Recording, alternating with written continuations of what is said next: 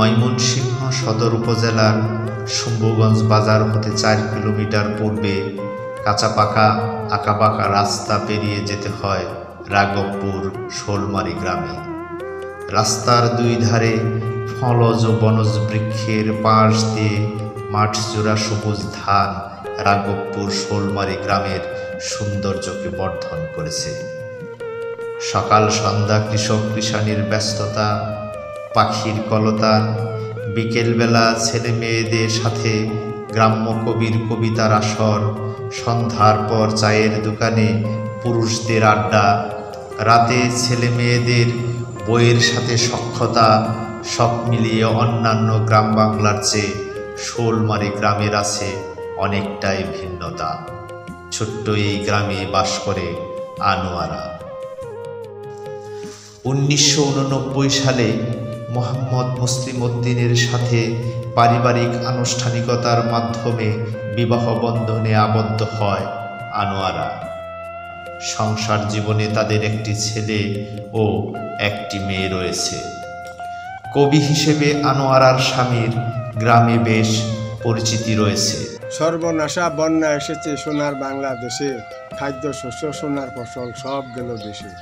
অন্য জীবন হুমকির মুখে, মোকাবেলায় দুর্যোগ, খাওয়া দাওয়ার খুবই কষ্ট, রান্নায় সুযোগ।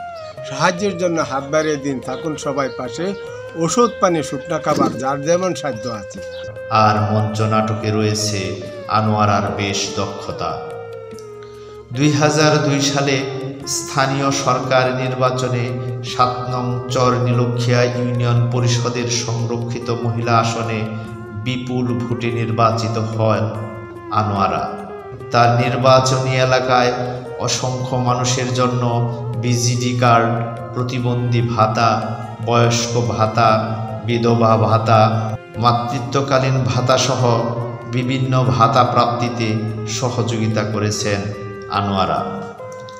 পরবর্তীতে 2013 সালে সারা সংস্থার সদর উপজেলার তৎকালীন এরিয়া ম্যানেজার জনাব মুক্তার হোসেনের সঙ্গে পরিচয় হওয়ার সুবাদে নারী যোগাযোগ কেন্দ্রের সদস্য হিসেবে নির্বাচিত হন আনোয়ারা।